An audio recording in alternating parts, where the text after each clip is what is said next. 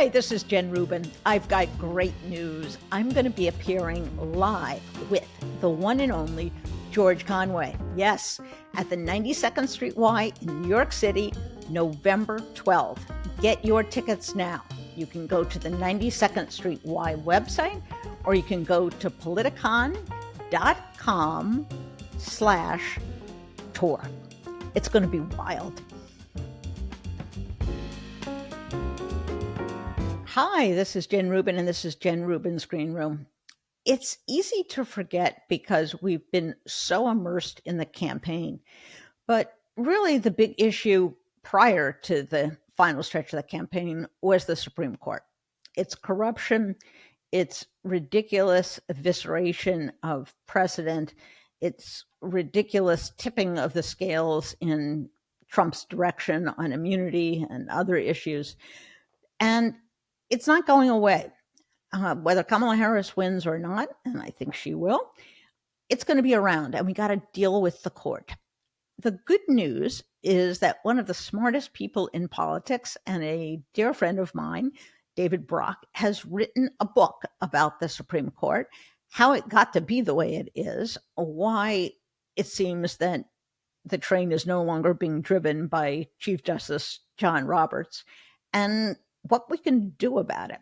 The book is called Stench. What a great title. The Making of the Thomas Court and the Unmaking of America. So I'm delighted to welcome David to the show. Thank you for having me on. My pleasure. Now, I know books take a long time to write and there's a run-up time. When did you start writing this book on the Supreme Court that is now so timely and so appropriate for the crisis in the rule of law that we face? Yeah, well, thanks. So it was after the Dobbs decision came down, late summer of that year. I decided there was a story in the 40-year campaign waged by the right through the Federal Society and later some other groups to do what they did to overturn Roe. And I wanted to show kind of how it happened, what the machinery was behind it, the money, all of it. And then so I started working on the book. The Thomas gifts had not come out yet. Right. But in the spring, as I was finishing up my proposal, the Thomas gifts story started to come out. And that gave the book a little more sizzle and a sense of urgency.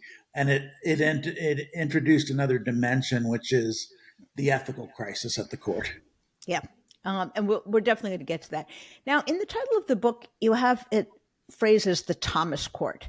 Yes. Do you think he is now sort of the governing oar rather than Roberts, who seems to have lost control of his own court? Is he now the driving the train here?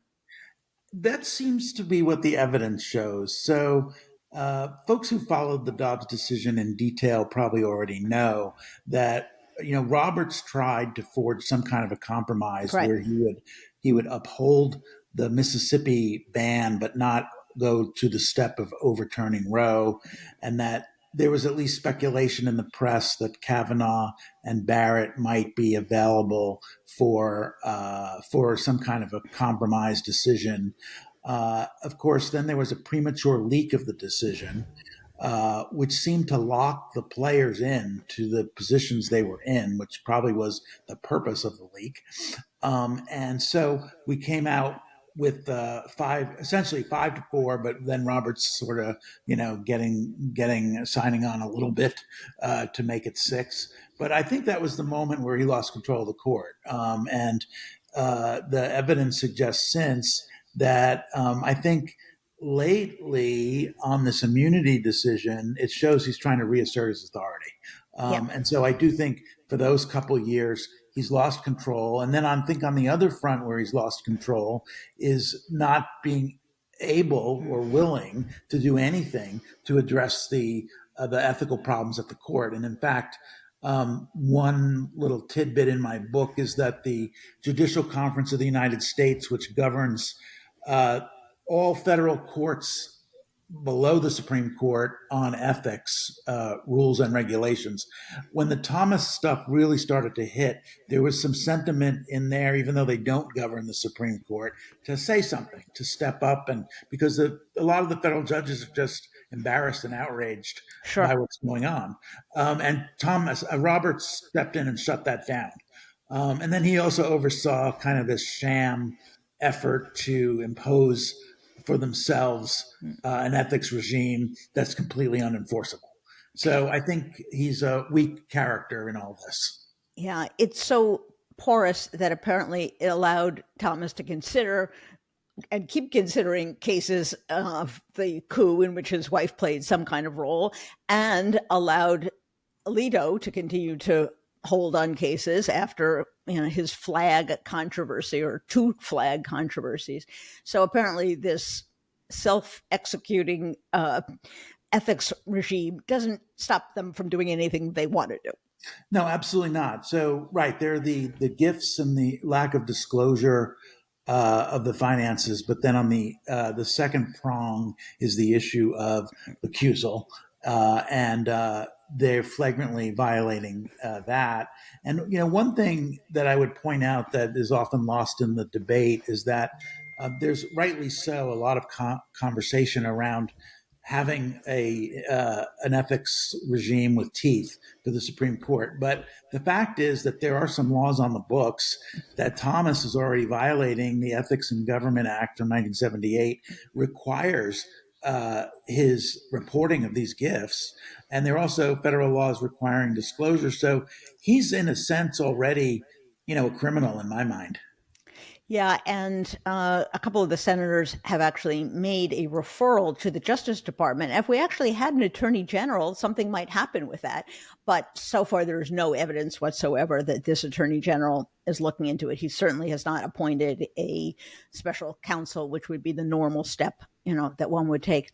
So, what is your theory of Thomas? Is he taking all this stuff just because he's a greedy guy, because he thinks he's entitled to it, because he kind of feels aggrieved after what happened to him in the confirmation? What's your kind of psychological take on why he's so Yeah, corrupt? I think it's a thumb in the eye to all the critics, and I Yeah. think it goes back to his the reception he had, negative reception in the civil rights community, going back to his original appointments in the Reagan administration, where he was, one of the few black conservatives, Right. and I think he resented that, and then it metastasized during the Anita Hill hearings.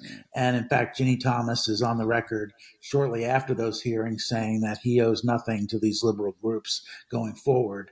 And so I think that's an aspect to it. I did find a speech that he gave at one point where he talked about wanting to be rich, and that was all he wanted, not public service. So it may be that he wants it both ways, that he wants the public service and the, substantial but lower salary, and then feels entitled to take these gifts and doesn't give a damn about what the public or his longtime critics will say.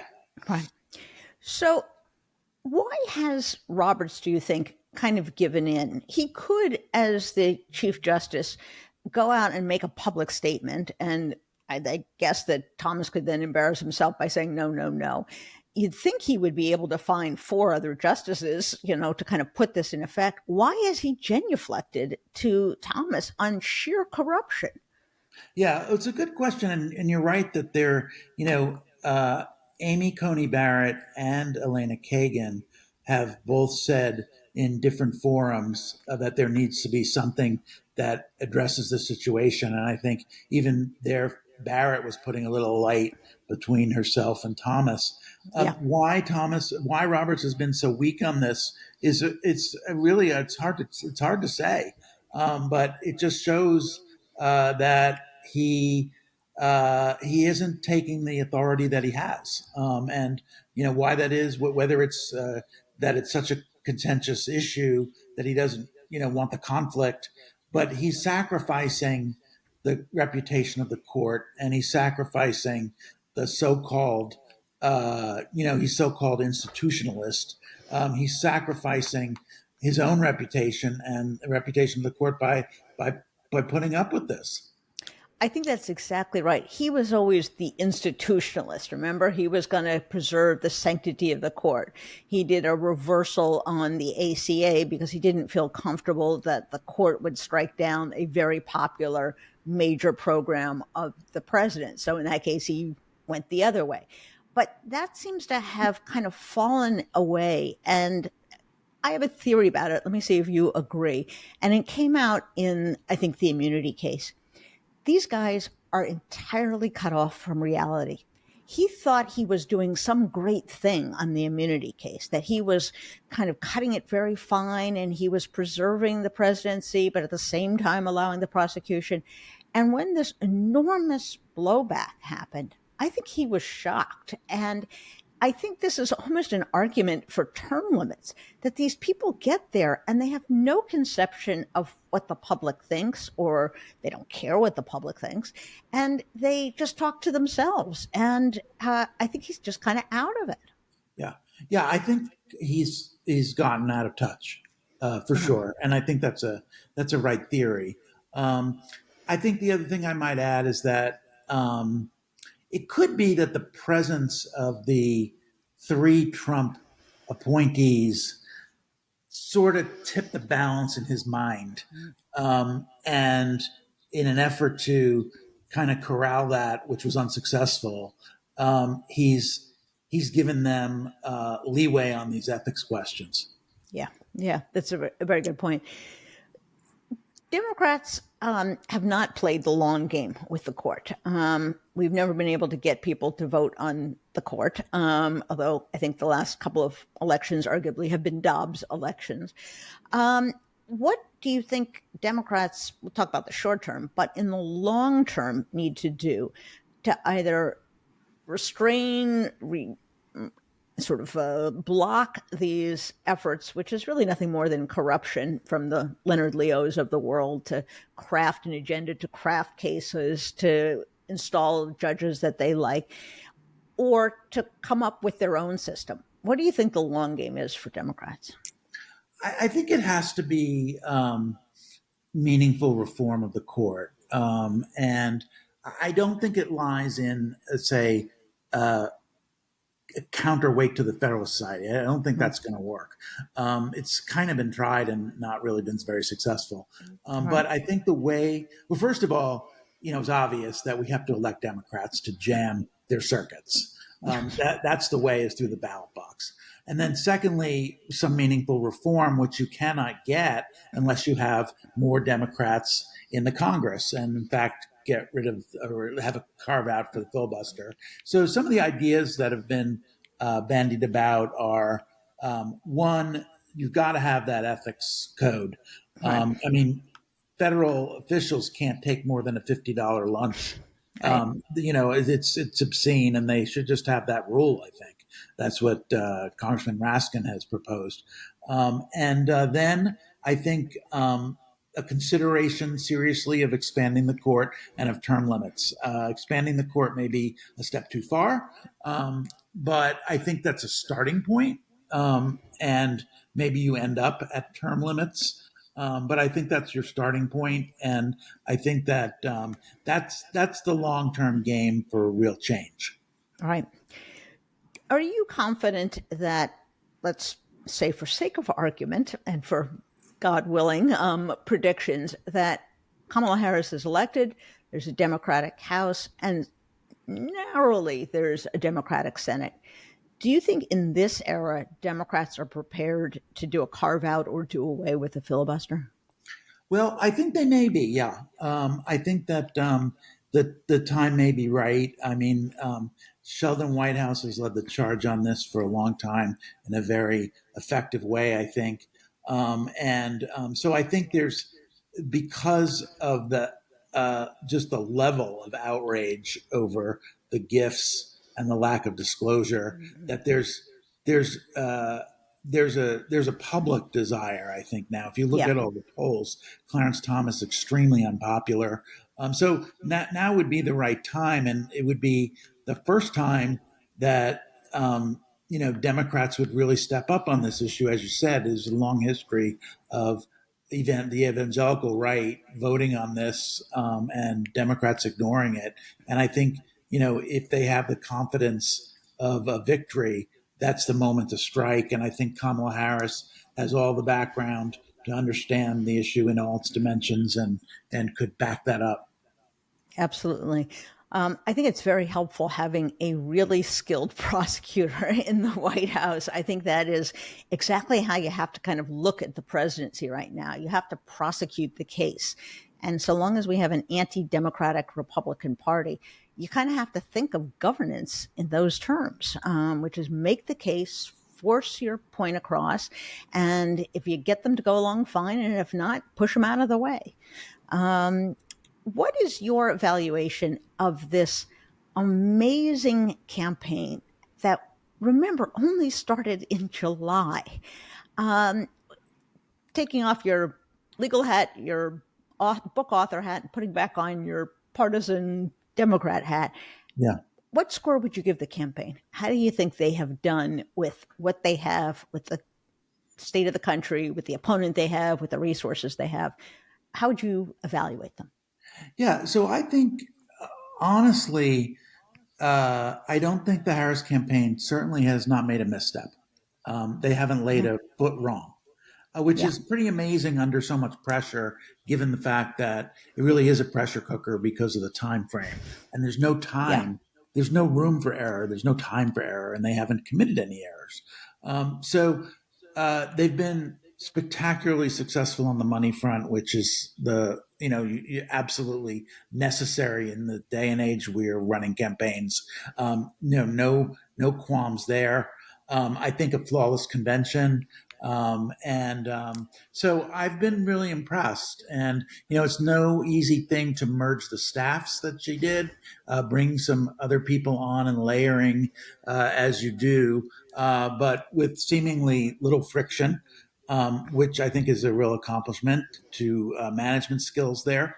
And she's a very appealing character, and I think what yeah. we've seen is that the more people see her, the more they like of her, and it's so that's her persona is very helpful too, and it's just who she is.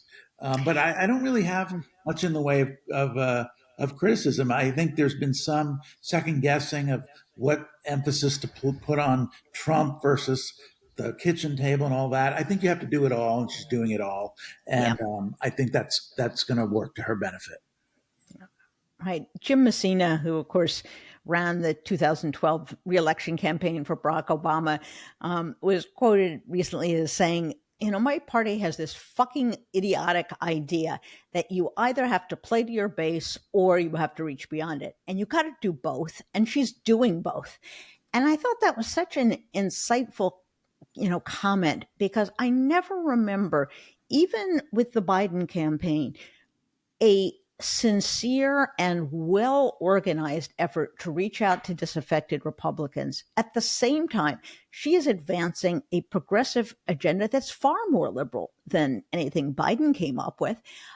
So there's not really a contrast. You can walk and chew gum at the same time. It's kind of been my impression. Yeah, I don't know what that is, but that's having operated now in Democratic circles for a number of years. That kind of thinking is endemic. I mean, I think in 2022, the debate was how much to emphasize abortion versus healthcare. These things are not mutually exclusive, as Jim said, and Right. the right campaign covers it all, and it's just it's just a flawed way of looking at it, I think. We also get so in our heads about policy and strategy. You said something I think is really accurate. You have to have a likable, great candidate. And she is likable. And I think the campaign has figured out how likable she is. So just in the last 2 weeks, she is going everywhere. She's on every kind of media outlet, podcasts, radio, local, black media, mainstream media. The more people see her and hear her, the more they like her. And the opposite is true with Trump, which is why he's hiding and going to places like New Mexico, in the last week of the campaign, and he won't do 60 Minutes and he won't do, another debate. It does seem like you have the perfect demonstration of a problem candidate and a candidate who is her best spokesperson. Yeah, and completely unafraid to go into a Fox News interview, Yeah, which just shows the tenacity and the fearlessness, really. yeah, And I think that people love that. yeah, And I yeah, think you're seeing the opposite of Trump. You're seeing in the final days here hiding, only going into extremely friendly environments. And I suppose their theory is they're going to find even more new troglodyte voters to come out of the woodwork. right. Um, I don't know how many more there are. I mean, he did get more votes in 2020 than he did in 2016, which was Right. frightening enough. So we'll see. I have a dear friend in the administration who said is he's going after the angry divorced dad and the incel vote. Yeah, Those are the two groups that he is like appealing to. Anger, domination, crude, crass, obnoxious, stupid. yeah. Those are his folks. And he's really taking it all the way. So let's say once again, Harris wins. She has a very narrow advantage in the Senate. She has a few seat advantage in the House. In terms of priorities, what do you think the Democratic base wants to see first, or at least wants to see in the first year? What are they most focused on, or what do they think needs to be done first? Well, I think some of the priorities she's put out there. I mean, housing, I think, is one. Yeah, I think that addressing this, the cost of living, is another. So those have to be really key. But I would put, hopefully in that first year, I would put the right, Supreme Court on that agenda. I don't see why not. Voting rights, now, the filibuster is the big issue there. You may right, have to just have either a number of carve outs or just get rid of it altogether. yeah, I'm not sure how that works out, but it's definitely impediment. right, And so, I think some of the priorities she's laid out, and then I think there's some others. right. Yeah, my theory on the filibuster is put the tough immigration bill on the floor. And if Republicans try to filibuster that, that's where you break the filibuster. Yeah. Because then she can go to Republicans and independents and say, I wasn't trying to jam through some wacky liberal thing. This is what you guys wanted. This is the only way you can get stuff done. And then once it's gone, and she can, do the rest of her agenda. I also, That makes a lot of sense. Yeah. yeah, I also keep trying to remind people, including people in the media who don't seem to understand this, how are you going to get your tax bill through? How are you going to get the tax bill? The Trump tax cuts expire in 2025, folks. If they don't play ball, all of it goes away. This was the position that Barack Obama was in, if you remember. And he relented and allowed some of the Bush tax cuts at that point to go forward, but not the ones for the higher income. She's Right. got the cards on this. And it's, everyone has either developed amnesia or they just don't get how it works. But it's the Republicans who have to negotiate their way into preserving parts of the tax bill. And I hope Democrats have that attitude. Like, you got nothing. If you don't play ball with us, you got zero. And I hope they have that spine. I hope they have that fortitude. Yeah, I do too. And I hope that they get some, even though the margins are going to be slim, Yeah. I hope there's enough of a mandate that really does put the backbone in them. Yeah. One of the things I worry about, it's, the tightrope act, suddenly there's no net, is if we are right and we get a Democratic president and a Democratic majority in the House, this will be the first time in a while we've had that without Nancy Pelosi leading it. And I readily admit I am a fangirl. I think she is the best speaker in our lifetime, maybe in the history of the country. Her ability to push through legislation on the narrowest of margins to keep everyone satisfied and in line is, I think, second to none. Do you think Democrats are going to be able to do that without her at least formally steering the ship, although she presumably will still be in Congress? Do you have faith that they've learned enough over the years not to tear each other apart and get pulled in 16 different directions? I do. I think she's kind of changed the culture a Yeah, bit of the Democratic caucus, and I interesting. think he can build. Hakeem can build on the skill set that she had and be able to maneuver as well as she did. Although it's a really tough act to follow for sure. Yeah, absolutely. And by the way, people should absolutely read her book. It is so fascinating and revealing, I thought, in a way that she has not done before. She begins the book with the attack on her husband and the trauma that that caused. And she's not a sharer in terms of her inner life. But I thought it was really an extraordinary book, really interesting. It's sort of political junkies. It's like a must do, must do. Yeah.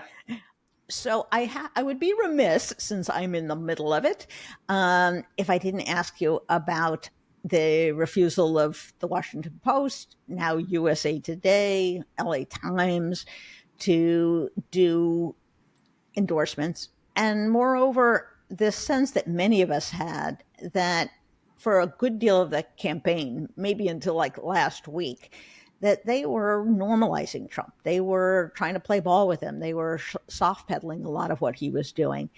What's your overall kind of view, you as founder of Media Matters, of course, which is invaluable?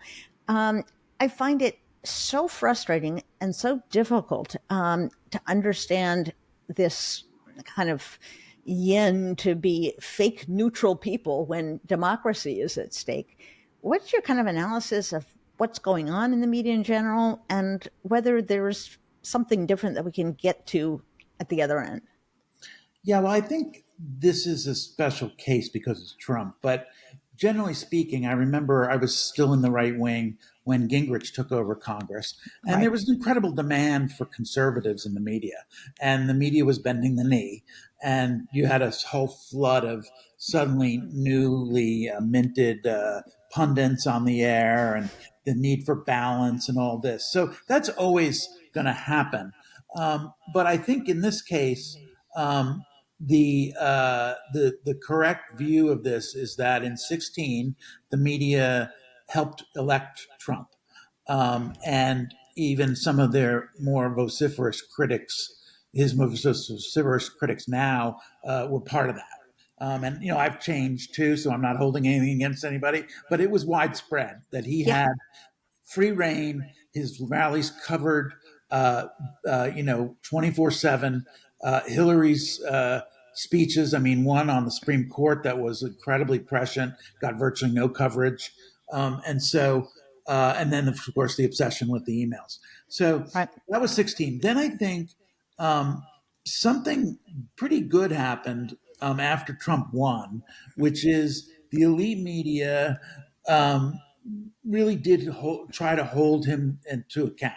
Right. And in a sense, not in a sense that they were biased, but in a sense they joined the resistance, Yes. and really did some great reporting, both the Times, the Post, and other places, but particularly the Times and the Post, putting resources in there and shedding a lot of light on what was going on. My fear, which I think is starting to be borne out, is that as soon as we got into the campaign season again, and this was a real horse race, that you would get this kind of creeping false equivalence, creeping normalization, the need, so called, to cover them equally, but in the same way, as if they're the same animal, which Right. they are not.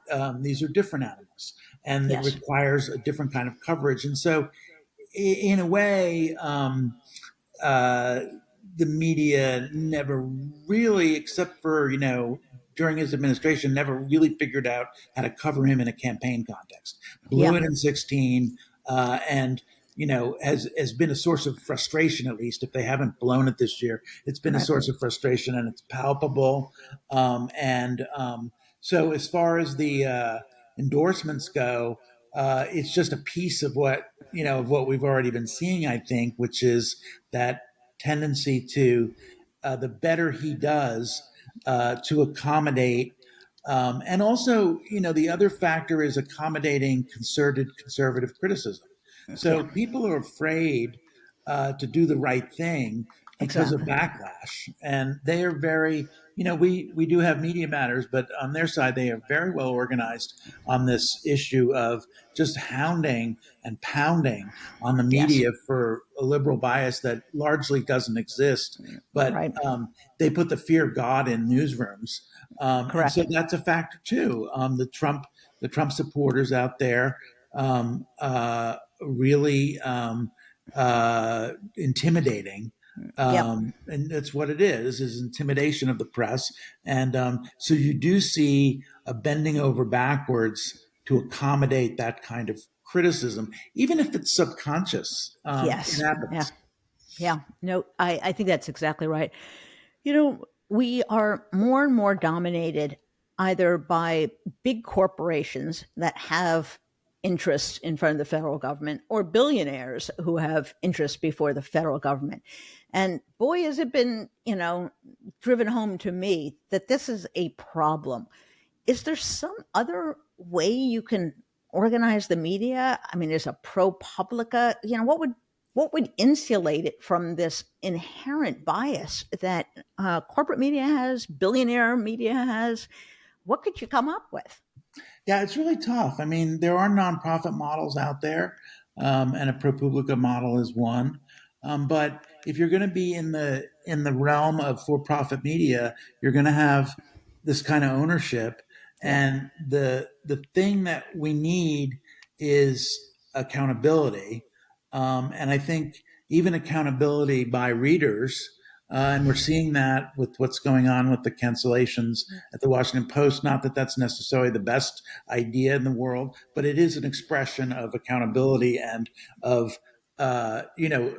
strong feelings that what happened was wrong, and they're delivering a message at least. And Yes. so you're gonna have to hold these corporations' feet to the fire. Right. We've done a lot of work at Media Matters with the platforms, for example, with Yeah. some success, but not with Musk so much. In fact, he's suing us. Side note. But with Meta, we've tried to work to get them to enforce their own rules, and we Yes. have had some success with that. So it's really just grinding it out, I think, and making sure that we shine the light when these lapses occur, that people know about it, and then you build up maybe some antibodies against it. I think that's exactly right. Um, I want to ask you about two outlets and what you see their future is. Let's say Trump does lose. What do you think happens to X? Does Musk lose interest in it? Does he keep it as this, mouthpiece because he likes to have his voice heard? What do you think he does with it? Yeah, that's a good question. A little hard to know since he's an erratic figure. But Yeah. if I had to guess, I would say because he's an erratic figure, the interest could wane. And he seems like out on the trail, he's riding a high. He's Yeah. on some kind of high. And that kind of energy is hard to sustain. And I think he could crash if and hopefully when they lose. So I don't really know the answer to that, but uh, hopefully it could go back in a direction where it was more useful Yes. and more fair. But it's hard to see that under his ownership. Yeah. And of course, we come back to Fox. Um, they have taken their lumps. It's not only the major $787 million settlement, but the sexual harassment cases and the rest of it. And they still have outstanding litigation. Have they changed in any way that you can perceive? Are they getting, quote, better? And what is their future, given the fact they have this aging audience and no one under the age of 40 that I can find watches television at all? Right.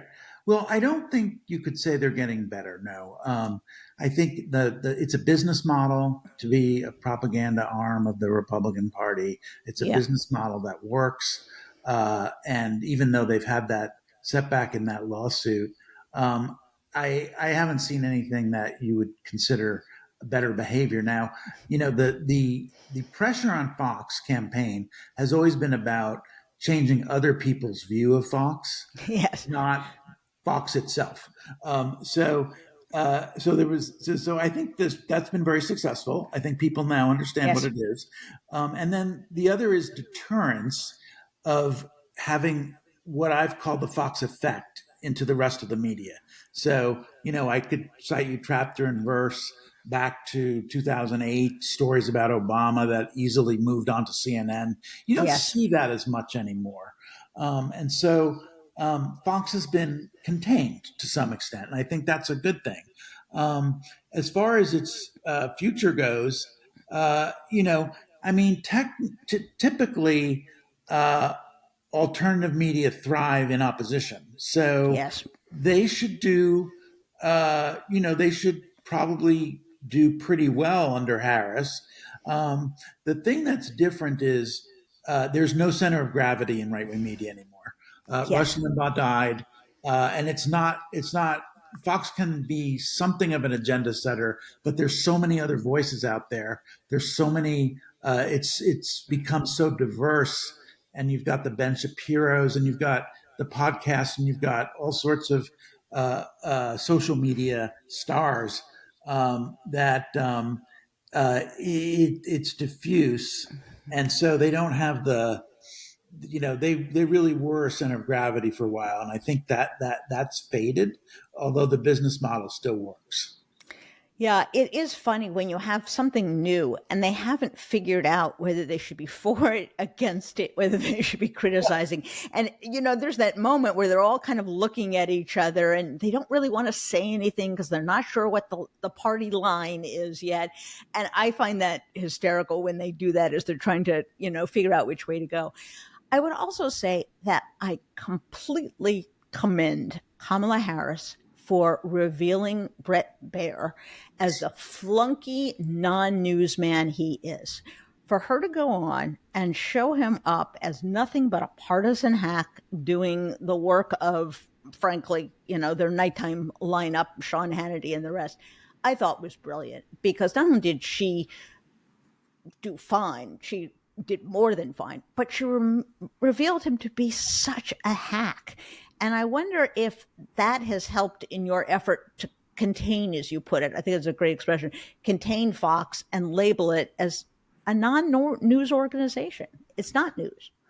Well, it definitely does help. And so, we've been doing this at Media Matters for 20 years, and it took a long time, really, for sort of elected Democratic leadership to understand what a threat Yes. Fox was.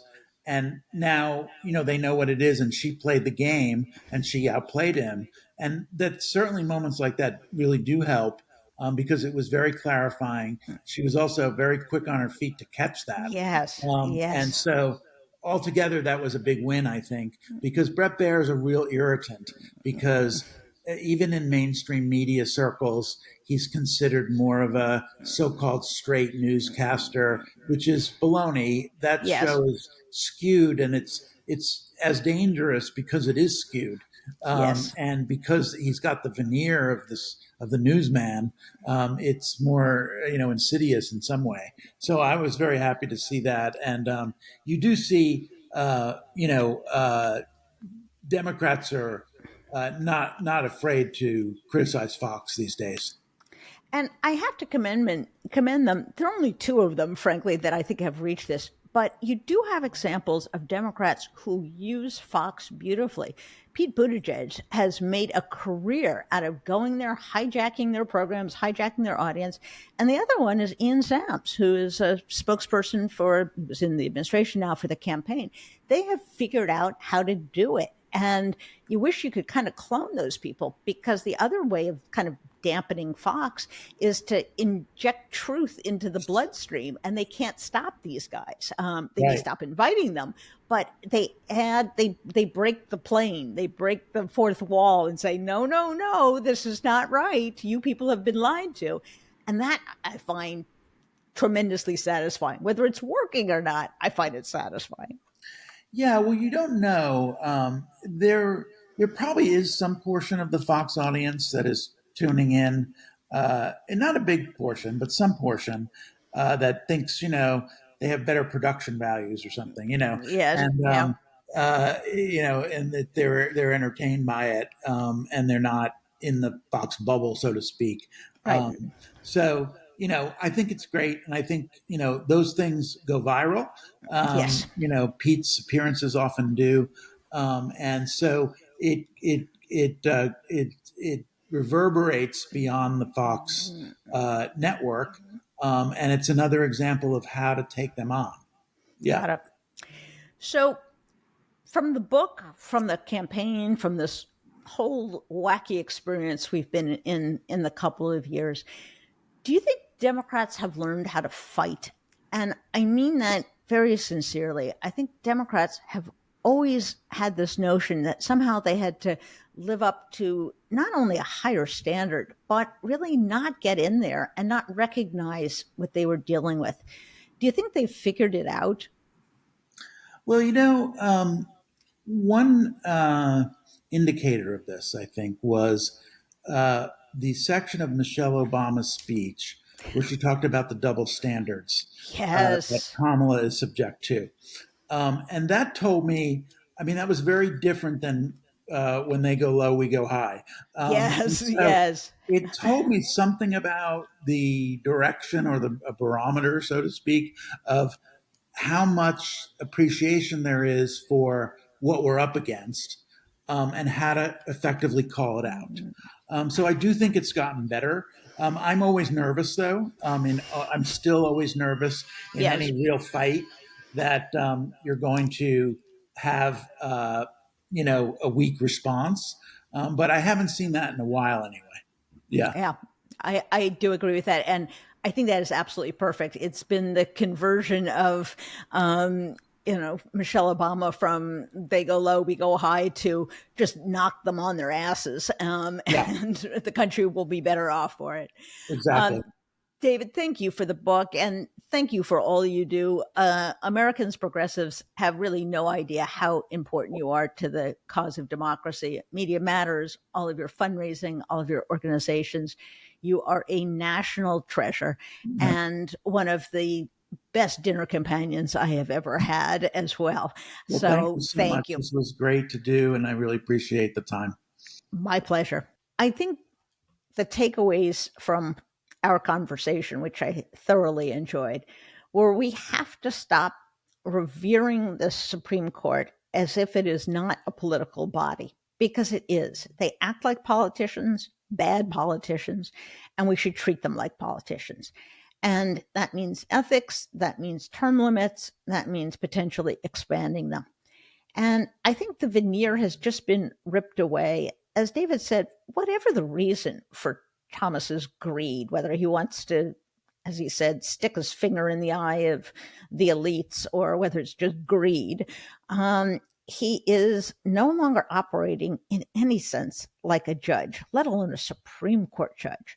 And you can say the same, frankly, about Alito. And we have to come to terms with the fact that it's not a proper court.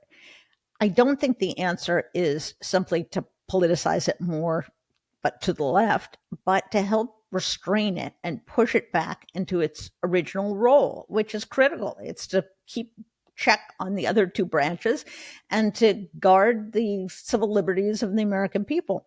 So the way to do that is to force them to behave like a court, even if they don't behave like that on their own. And that's why I think ethics is the place to start. I think Republicans would be embarrassed not to go along with that. The public overwhelmingly, if you look at polls, 80, 90% want an ethics code for the court. And frankly, maybe John Roberts would like that. He can just say, well, this was forced on us. I couldn't stop them and we'll just have to live with it. So I think that's a good approach to dealing with the court. But what I really loved about David was his just no nonsense, clear eyed view of what we are dealing with. We're dealing with a political party that, as he said, is not the same animal and doesn't have the same animal running as the Democrats do. They are different. They have taken themselves outside of the Democratic compact. Their media is not legitimate news media, it's propaganda. And Democrats have to be prepared to fight, to expose, to label, to shame, all of those things. And fortunately, I think in Kamala Harris and the people that she has attracted, she's learning to do that. And she has learned to do that. I think it's great having a prosecutor as president of the United States because, boy, do these people know how to drive an argument. And I think she has run an outstanding campaign, as David said, and I agree, not a single misstep. So now it's a matter of running through the tape and winning it in about a week. So there you have it. Thanks so much for joining us. If you like our programs, please tell your friends. They can get us wherever they get their podcasts. Bye bye.